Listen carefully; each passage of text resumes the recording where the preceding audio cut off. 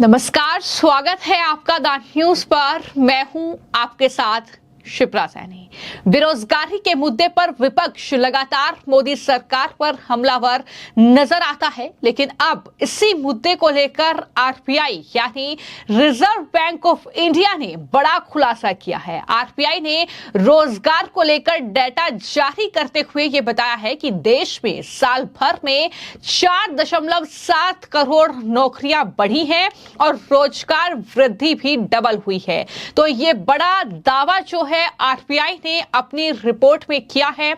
मैं आपको जानकारी दे दूं कि सोमवार को आरबीआई ने बाकायदा डेटा जारी करते हुए यह बताया और कहा कि जो आंकड़ा साल 2022 से 23 में 27 सेक्टर्स में रोजगार का था, यानी 3.31% रोजगार बढ़ा था, लेकिन अब वही रोजगार वृद्धि बढ़कर 6% हो गई है। जी हां, आरबीआई ने जो डेटा जारी किया है उससे पता चलता है कि 2023 से 2024 में रोजगार वृद्धि दर जो है वो 6% हुई है।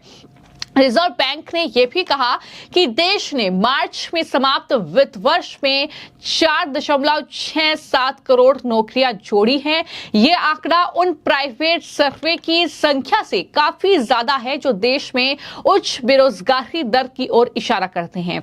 आरबीआई ने बाकायदा अपनी वेबसाइट KLEMS पर यह डाटा उपलब्ध कराया है। इस डाटा बेस में भारतीय इकोनॉमी के साथ इन सभी 27 सेक्टर्स का डाटा शामिल किया गया है, जिसके बाद ये आंकड़े सामने आए हैं। आरबीआई के द्वारा डाटा जारी होने से पहले दरअसल पिछले हफ्ते सिटी बैंक की रिपोर्ट आई थी। हालांकि सिटी बैंक की जो रिपोर्ट आई उस पर सरकार की ओर से कड़ी आपत्ति जाहिर की गई और सिटी ग्रुप ने PLFS और आरबीआई के जो KLEMS के संपूर्ण और सकारात्मक डाटा का संज्ञान नहीं लिया, ये सरकार की ओर से कहा गया।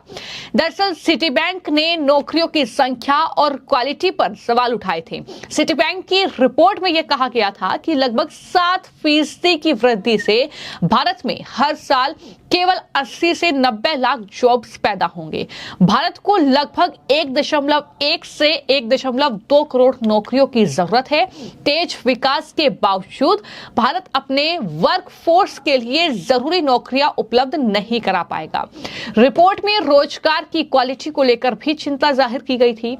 श्रम एवं रोजगार मंत्रालय ने 8 जुलाई को इस रिपोर्ट की कमियों को उजागर किया था।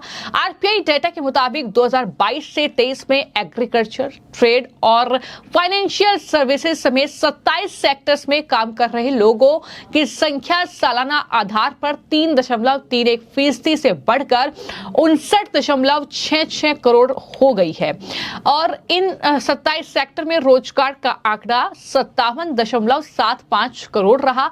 यह पूरी जानकारी, ये पूरे डेटा जो है सामने आए हैं। देश में हर साल औसतन 2 करोड़ नौकरियां पैदा हो रही हैं। ये आरबीआई ने दावा किया और कहा कि एग्रीकल्चर, हंटिंग, फॉरेस्ट्री और फिशिंग ने 25.3 करोड़ लोगों को रोजगार दिया था। ये 2021 से 2022 में 24.82 करोड़ के आंकड़े से ज्यादा है। इसके अलावा कंस्ट्रक्शन, ट्रेड, ट्रांसपोर्ट और स्टोरेज सेक्टर ने भी बड़ी संख्या में लोगों को जॉब्स दिए हैं। PLFS और आरबीआई के KLEMS डेटा के मुताबिक भारत ने 2017 से 18 से अगर 2021 से 22 तक 8 करोड़ से ज्यादा रोजगार के अवसर पैदा किए हैं। यह आंकड़ा औसतन हर साल 2 करोड़ जॉब्स पर पहुंचता है। आरबीआई के मुताबिक 2023 से 24 में 4.7 करोड़ लोगों को रोजगार मिला। पिछले साल के मुकाबले 6% की बढ़ोतरी हुई। मौजूदा समय में 64 करोड़ 33 लाख लोगों को नौकरी मिली है। ये दावा भी आरबीआई के आंकड़ों के मुताबिक लोग कर रहे हैं। इस तरीके से ये कहा जा रहा है कि 64 करोड़ 33 लाख लोगों को नौकरी मौजूदा समय में मिली है। अलग अलग लोगों के दावे हैं, लेकिन बीजेपी के नेता विनोद तावड़े की तरफ से इन डाटा को लेकर पोस्ट किया गया। लिखा गया कि प्रधानमंत्री नरेंद्र मोदी के कुशल नेतृत्व में देश ने रोजगार सृजन में नया इतिहास रचा है। आरबीआई की रिपोर्ट के मुताबिक वित्तीय वर्ष 2023 से 24 में 4.67 करोड़ नौकरियां बढ़ी हैं। ये संख्या 1981 से 82 के बाद सबसे ज्यादा है, यानी सबसे ज्यादा नौकरियां जो है वो इस वित्त वर्ष में आई हैं, इस तरह का दावा किया जा रहा है। बीजेपी के नेता विनोद तावड़े इन डाटा को लिखते हुए ये भी लिख रहे हैं अपने इस पोस्ट में कि ये नए भारत के विकास का महज एक पन्ना है, अभी पूरी किताब आना बाकी है। मोदी जी के नेतृत्व में भविष्य में भी इसी रफ्तार के साथ विकास यात्रा जारी रहेगी और विकसित भारत का संकल्प साकार होगा। ये बड़ा दावा विनोद तावड़े की ओर से किया गया है। तो यहां पर लगातार ये देखने को मिला है कि रोजगार के मुद्दे को लेकर लगातार सियासत गर्माती रही है। कांग्रेस पार्टी के नेताओं से लेकर और तमाम विपक्षी पार्टियों के नेताओं ने चुनाव हो या संसद में बेरोजगारी का मुद्दा वो उठाते हैं। और अभी आरबीआई की रिपोर्ट आने से महज 2 दिन पहले ही कांग्रेस ने यह आरोप लगाया था कि नरेंद्र मोदी के नेतृत्व वाली सरकार ने तुगलकी नोटबंदी, जल्दबाजी में लागू जीएसटी और चीन से बढ़ते आयात के कारण रोजगार सृजन करने वाले सूक्ष्म, लघु और मध्य जो उद्योग हैं उसको तबाह कर दिया है। भारत में बेरोजगारी के संकट को बढ़ा दिया है। लेकिन भारतीय रिजर्व बैंक के ताजा आंकड़े ये दिखाते हैं कि रोजगार सृजन की दिशा में ये सरकार बहुत अच्छा काम कर रही है। अब आरबीआई ने जो डाटा जारी किया है उसके बाद विपक्ष की इस पर क्या राय होगी ये तो आने वाले वक्त में देखना होगा। लेकिन ये अपने आप में अगर आंकड़े हैं तो जाहिर तौर पर ये संतोषजनक आंकड़े हैं। वो तब क्योंकि बेरोजगारी को लेकर लगातार जो है विपक्ष सवाल उठाता रहा है।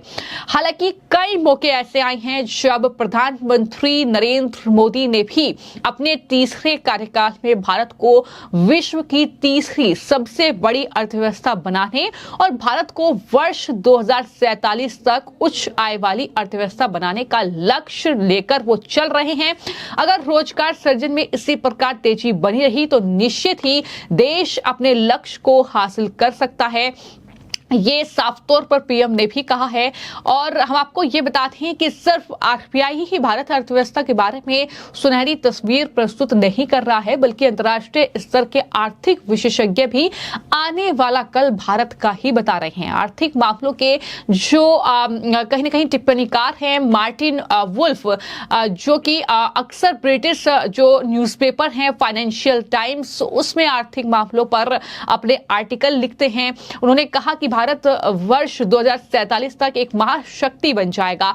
मार्टिन वुल्फ ने कर्ट्स इंटरनेशनल के सालाना जो व्याख्यान है उसमें कहा कि भारत अभी भी वैश्विक अवसरों का लाभ उठा सकता है और वो सभी पक्षों के साथ उपयोगी और उत्पादक आर्थिक संबंध बना सकता है। हालांकि हम आपको बता दें कि फिलहाल दुनिया की 5वीं बड़ी अर्थव्यवस्था भारत की गिनती एक विकासशील राष्ट्र के रूप में होती है। एक विकसित देश की पहचान अपेक्षाकृत उच्च स्तर की आर्थिक वृद्धि, रहन सहन के एक सामान्य स्तर, उच्च प्रति व्यक्ति आय के साथ मानव शिक्षा, साक्षरता और स्वास्थ्य में अच्छे प्रदर्शन में हो रही है। क्योंकि जिस तरीके से भारत विकास कर रहा है, एक विकासशील राष्ट्र के रूप में भारत की पहचान हो रही है। लगातार प्रधानमंत्री नरेंद्र मोदी का भी यही मकसद है कि देश को दरअसल तीसरी सबसे बड़ी अर्थव्यवस्था इस तीसरे टर्म में बनाना। और यही प्रधानमंत्री ने सत्ता संभालते ही तीसरी बार ये कहा कि 3 गुना तेजी से भारत का विकास करने की योजना उनकी है। भारत एक मजबूत जो है एक तरीके से जो है अर्थव्यवस्था बने, ये भारत का मकसद रहेगा, ये प्रधानमंत्री का फोकस रहेगा। और कहीं ना कहीं ये जो आंकड़े हैं ये विपक्ष के लिए कहीं ना कहीं चिंताजनक हो सकते हैं, क्योंकि विपक्ष जिस मुद्दे पर राजनीति करता रहा है, अगर वो मुद्दा ही विपक्ष से छिन जाएगा, अगर ये आंकड़े वाकई जो है आरबीआई की तरफ से जारी किए गए हैं ये बाकी आंकड़ों से अलग है, तो जाहिर तौर पर अब विपक्ष के लिए कहीं ना कहीं सरकार को घेरना इस मुद्दे पर कम से कम मुश्किल होता दिखाई दे रहा है। फिलहाल आपकी इस पूरे मामले को लेकर क्या राय है हमें कमेंट बॉक्स में जरूर लिखें। धन्यवाद।